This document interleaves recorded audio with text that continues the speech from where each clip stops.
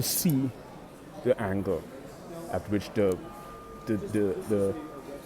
image is illustrated or depicted, and proportion is understanding the geometric coordinates in proportion, right? To really replicate or imitate or impersonate what you're trying to, transpose and transcribe. And I find art to be intriguing because there's a lot of metaphors and analogies I could extract from art into music. Primarily, the how you transpose from a two-dimensional perspective to a three-dimensional perspective. At least give the three-dimensional illusional perspective.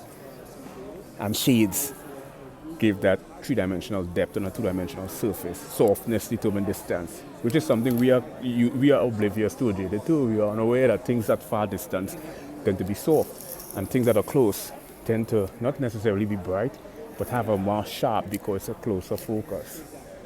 And brightness and darkness is what gives that three-dimension.